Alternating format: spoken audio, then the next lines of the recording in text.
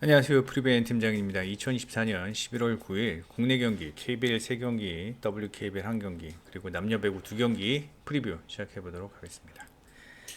어제 오후 경기는 저희가 성적이 좋지 못했습니다. 그래서 어제 성적이 좋았으면 오늘 좀 하루 좀 쉬어갈까라는 생각을 했었는데, 성적이 좋지 못하면서, 오늘 다시 좀 만회를 해보자. 아침 일찍 방송을 켰습니다. 오늘 경기 좀 좋은 성적이 있었으면 좋겠습니다. 자, 수원 KT와 창원 LG와의 경기입니다. 창원 LG는 여전히 마레이가 오늘 경기 이제 경기에 출장하지 못하고요. 반면 KT는 문정현과 하윤기가 출장을 하지 못합니다.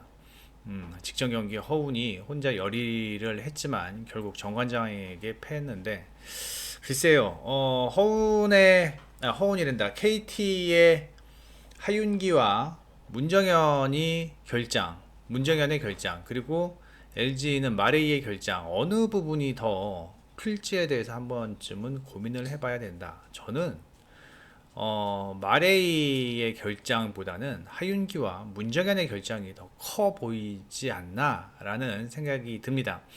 일단 직전 경기 창원 LG가 삼성과의 경기에서 약간 좀 제가 봤을 때 작전에 미스가 있었던 것 같아요.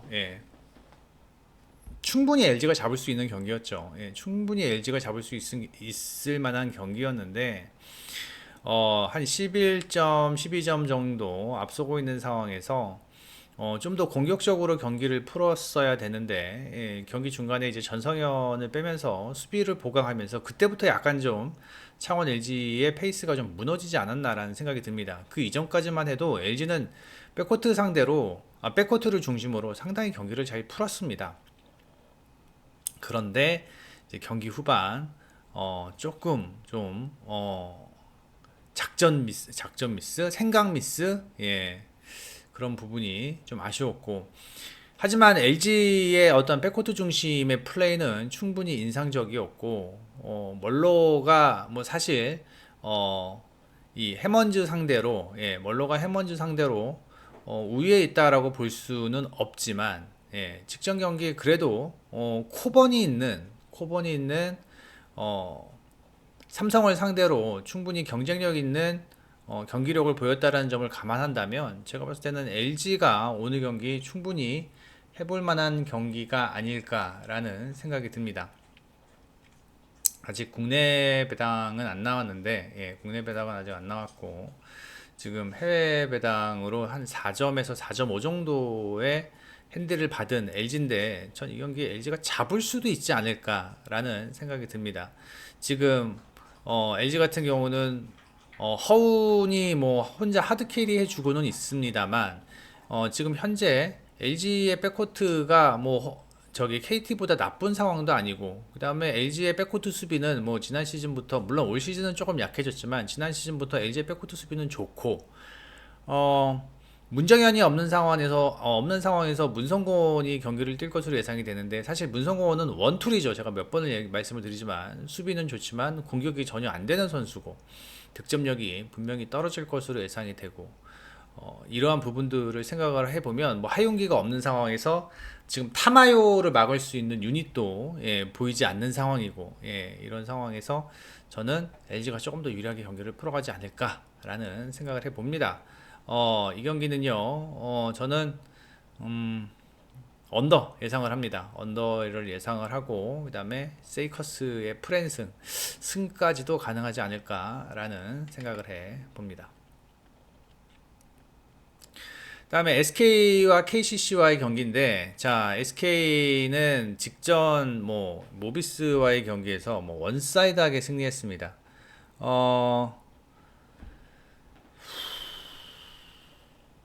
오늘 저기 누가 못 나오죠? 저기 누구야?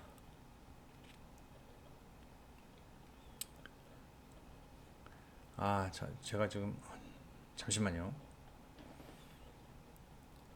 힉스가 오늘 경기 못 나오면서 지금 뭐 원희 혼자 경기를 뛰어야 하는 상황입니다. 근데 뭐 원희에게는 익숙하죠. 원희는 지난 시즌부터 혼자 풀타임出장을 하는 경우가 좀 있었고, 예. 그다음에 뭐 빠른 트랜지션 게임이 SK의 장점이죠. 예, 지금 최근 다섯 경기 보면은 SK가 이 속공 득점이 20점입니다. 20점. 예. 속공 득점이 20점이고 상대 수비가 셋업되기 전에 리바운드 잡고 빠르게 A 패스 날리면서 뛰는 농구. 예. 이러한 부분이 지금 뭐 SK가 상당히 잘 되고 있는 상황입니다. 물론 이제 SK는 3점이 그지죠. 예. 3점이 어떻게 20%가 안 돼. 예.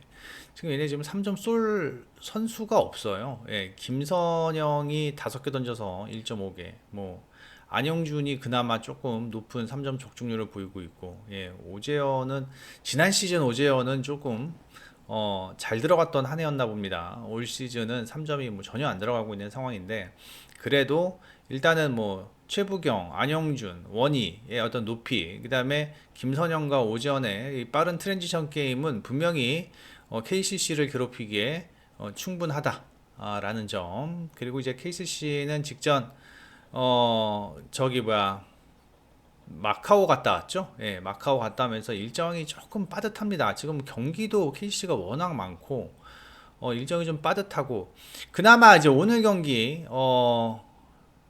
저희 누구 최준용이, 예, 오늘 경기 최준용이 나올 수도 있는 상황입니다. 근데 사실 이 최준용이 오늘 경기 나온다고 하더라도 출장 시간이 얼마나 될지는 모르겠습니다. 지금 스케줄을 보면요. KCC는 오늘 경기 하고요. 27일, 예, 27일까지는 휴식기를 갖습니다. 제가 봤을 때 어차피 KCC는요, 예, 오늘 이 지금 휴식기 전까지, 오늘 경기까지는 뭐 송창용과 최준용 없이 경기를 하려고 했었던 거고, 그다음에 휴식기 이후에 27일부터 이제 다시 재정비하면서 이때부터 이제 승수를 쌓아 나가려는 그런 어떤 플랜을 가지고 있었는데, 제가 봤을 땐 최준용을 오늘 경기 굳이 무리시킬 것 같지 않습니다. 예, 굳이 무리를 시킬 이유도 없고요. 이유도 없고 결국은 이제 버튼이 혼자 이제 경기를 풀어가야 하는 상황인데, 뭐 버튼이 저기 뭐야 최준용과 송교창이 없는 상황에서도 뭐 KCC는 최근 경기 준수한 경기력을 보여주었죠. 가스공사는 뭐 어제 경기 보셨죠? 가스공사는 뭐 거의 뭐 지금 천하무적이네. 보니까 천하무적이야. 예. 승리할 줄은 알았지만 그렇게 득점력이 높을 줄은 상상도 못했습니다. 예. 가스공사한테 패하기 전까지만 해도, 예, 뭐 DB도 이겼고 삼성도 이겼고 정관장도 이겼고 뭐 그렇게 강팀은 아니지만, 예, 다 문제가 있는 팀들을 상대로 이제 승리했지만 오늘 SK 상대로는 KCC가 조금 버겁지 않을까라는 생각이 듭니다. 일단 뭐 허웅 같은 경우는 SK의 오재현의 수비에 상당히 좀 고전을 할 것 같고, 그다음에 지금 버튼과 이승현 얘네 둘이 지금 경기를 풀어가고 있는 상황인데, 안영준과 최부경 있고, 그다음에 프론트 코트에서 원희를 제어할 수 있는 유닛이 보이지 않는 KCC가 제가 봤을 때는 오늘 경기 좀 어렵게 경기를 풀어가야 하는 상황이 생기지 않을까라는 생각이 듭니다. SK의 빠른 트랜지션 게임을 바탕으로 KCC도 좀 달리는 농구를 할 것 같아요. 둘이 만나면 그냥 달리더라고요. 예. 그냥 달리는 농구를 많이 하고, SK가 3점이 좀 떨어지는 상황에서도 직전 경기 뭐 95점을 득점하는 상황이었기 때문에, 그리고 KCC도 거기에 맞불을 놓을 것으로 예상이 되면서 이 경기는 다득점 예상을 하면서요. 그래도 일단 뭐 버튼의 내외각에서의 활약을 원희가 좀 고전할 것으로 예상이 되고, 원희도 프런트 코트 페인트 존에서의 KCC의 페인트 존을 장악을 한다면 KCC도 좀 고전을 할 것으로 예상이 되고, 다만 백코트에서만큼은 지금 뭐 허웅 혼자 풀어가기는 좀 오재현이 부담스럽고, 김선영의 센스 있는 플레이를 생각을 해본다면 SK가 조금 더 유리하게 경기를 풀어가지 않을까라는 생각이 듭니다. 전 이 경기 SK의 승, 그다음에 오버 예상을 해 봅니다. 그다음에 정관장과 삼성과의 경기입니다. 이제 왜 이러냐? 자, 현재 지금 분석 페이지가 작업 중이기 때문에, 예, 이게 지금 안 뜨네요. 예, 안 뜨면서, 자, 일단은 이건 데이터 없이, 예, 프리뷰를 해드리도록 하겠습니다. 자, 정관장과 삼성과의 경기입니다. 정관장 같은 경우는 직전 경기 KT와의 경기에서 뭐 극적인 승리 거뒀죠.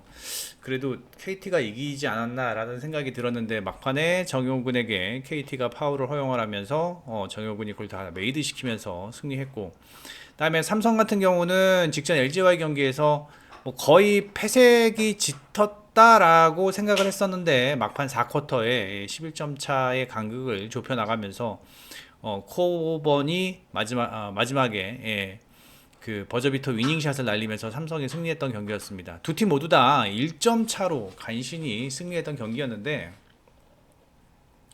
이날 그래도 이날 두 팀의 공통점이 있습니다. 정관장도 그렇고 삼성도 그렇고 백코트에서의 활약이 그렇게 좋지 못했다라는 점. 백코트가 두 팀 모두 다 지금 썩 좋은 상황이 아니라는 점.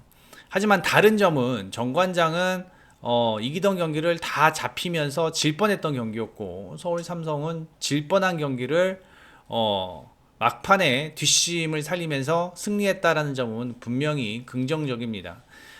정관장의 백코트, 그 다음에 뭐 삼성의 백코트, 제가 봤을 때는 뭐 거기서 거기라는 생각이 듭니다. 오히려 지금 정관장도 그렇고 삼성도 그렇고 백코트에서의 어떤 득점력이 떨어지고 있기 때문에 오늘 경기는 결국은 프론트 코트에서 그냥 승부가 나지 않을까라는 생각이 드는데, 사실 정관장의 프론트 코트보다는 뭐 삼성의 프론트 코트, 코번이 있는 삼성의 프론트 코트가 훨씬 더 안정적인 어떤 득점 루트를 가지고 있다라고 볼 수 있는 상황입니다. 게다가 현재 두 팀의 3점 적중률은 상당히 떨어지는 모습을 보여주고 있고, 그렇다고 뭐 두 팀의 플레이가 상당히 빠른 트랜지션으로 인한 플레이도 아니라는 점을 감안을 해본다면 이 경기는 전반적으로 저득점 양상으로 경기가 흘러갈 것으로 예상이 되고, 두 팀 백코트에서의 어떤 화력은 기대할 수 없다라고 생각을 하면서 결국 프론트 코트에서 우위를 가져가는 삼성이 조금 더 유리하지 않을까라는 생각이 듭니다. 코번이 페인트 존, 정관장의 페인트 존을 점령을 하면서 안정적인 그 페인트 존 득점 루트를 활용하면서 경기에서 우위를 가져갈 것으로 예상이 됩니다. 저득점 상황에서 삼성의 승 예상을 해 봅니다. 다음에 신한은행과 BNK와의 경기입니다. 신한은행이 직전 삼성생명과의 경기에서 8점 차 승리를 거뒀는데 사실 전 이 경기 좀 운이 좋았다라고 생각을 합니다. 좀 운이 좋았던 경기였죠. 삼성생명 이주연이 컨디션 난조로 인해서 한 15분 정도밖에 뛰지 못했고, 이날 뭐 이해란도 뭐 컨디션이 별로 좋지 못했고, 전반적으로 삼성생명의 주축 선수들이 폼이 좋지 못하면서 신한은행이 조금 쉽게 풀어갈 수 있었던 경기였습니다. 신한은행이 또 직전 경기 3점이 잘 들어가면서 경기를 좀 상대적으로 유리하게 풀었다라는 점은 뭐 고무적이긴 합니다만, 일단 리카의 활약이 생각만큼 신한은행이 리카를 생각만큼 잘 살리지 못하고 있다라는 점입니다. 일단 백코트에서 신지현과 신은슬이 리카에게 볼을 프론트 코트로 배급해주는 과정이 상당히 뻑뻑하고, 오늘 경기 최희샘의 출장 여부도 한번 고민을 해봐야 되는데, 뭐 최희샘이 출장을 한다고 하더라도, 최희샘이 출장을 한다고 하더라도, 제가 봤을 때는 뭐 정상 폼은 아닌 것 같고, 직전 삼성생명과의 경기 직전에 어떤 훈련에도 참석하지 못했거든요. 그리고 6일, 7일, 8일, 3일밖에 지나지 않았습니다. 신한은행이 하루 쉬고 경기한다라는 점도 생각을 해봐야 되고, 특히나 이 신지연이 백코트에서 볼을 너무 오래 끌고 다닙니다. 백코트에서 볼을 너무 오래 끌고 다니기 때문에 어떤 백코트의 볼 흐름이 죽는 경우를 많이 보고, 뭐 신이슬이 직전 경기 3점을 좀 넣어줬다고는 하지만 뭐 저는 신이슬 뭐 전혀 안 믿습니다. 신이슬 안 믿고, 뭐 김진영도 마찬가지고요. 전반적으로 BNK의 박혜진이 백코트에서의 압박을 가해간다면 신지현이나 신이슬이나 상당히 공격을 풀어가는 게 뻑뻑하지 않을까라는 생각이 듭니다. 뭐 박혜진이 직전 경기 슛감은 좀 야투감은 좀 좋지 못했지만 백코트에서의 안정적인 어떤 수비는 충분히 보여줬고요. 그다음에 안혜지가 공격적인 측면, 즉 슛감이 지금 뭐 좋은 상황이고, 지난 시즌보다 슛을 장착하면서 이제 안혜지는 세깅할 수 없는 상황이 되었고, 이소희는 언제든지 3점을 쏠 수 있는 상황이고, 김소니아가 프론트 코트에서 나카무라 리카와 뭐 비빈다고 하더라도 제가 뭐 절대 질 것으로 생각되지도 않고, 그 다음에 리카는 내외곽이, 물론 리카도 외곽에서의 어떠한 플레이는 있지만 일단 김소니아의 스피드를 제어하기는 어려울 것 같고, 그다음에 특히 사키 같은 경우 알토란 같은 역할을 해주면서 전반적으로 BNK는 주전 구간 5명의 선수들이 각자의 컬러를 가지고 적재적소에서 다 제 몫을 해주고 있는 상황이기 때문에 신한은행이 오늘 경기 일단 공격 자체가 풀어나가기가 매우 어려울 것 같고, 수비도 지금 뭐 안혜지, 박혜진, 이소희가 있는 백코트서부터 제가 봤을 때는 신한은행의 백코트가 탈탈 털릴 것으로 예상이 됩니다. 신한은행이 오늘 경기 득점을 하는 데는 좀 어려움이 있지 않을까, 예, 득점하는 데는 좀 어려움이 있지 않을까라는 생각이 들고, 지금 최근 세 경기 보면은 KB, 우리은행, 삼성생명과의 경기였는데 지금 실점이 58점밖에 안 됩니다. 예, 득실 마진이 플러스 10점이 넘어요. 예. 그다음에 3점도 BNK가 신한은행보다는 좋은 상황이고, 전반적으로 2점 메이드도 44%, 39%, 5% 정도 높은 상황이며, 가장 또 차이가 나는 부분이 이 두 팀의 수비적인 부분이 이제 가장 차이가 많이 나죠. 예. 이런 부분을 생각한다면 BNK가 무난하게 승리하지 않을까라는 생각이 듭니다. 언더의 BNK 승 예상을 해 봅니다. 다음에 KB손해보험과 한국전력과의 경기입니다. 한국전력은 직전 한캐전에서 와, 이건 뭐 역대급 경기였죠. 예, 역대급 경기였는데 한국전력이 승리했습니다. 하지만 이제 마냥 웃을 수 있는 뭐 그런 상황은 아니었죠. 엘리안이 막 마지막 포인트 내면서 착지를 잘못하면서 오늘 경기 좀 어려운 상황인데, 엘리안이 빠진 상황에서 결국은 지금 한국전력은 임성진과 서재덕, 그 다음에 중앙에서 신영선과 전진선이 이제 좀 풀어줘야 하는데, 사실 지금 엘리안이 없다면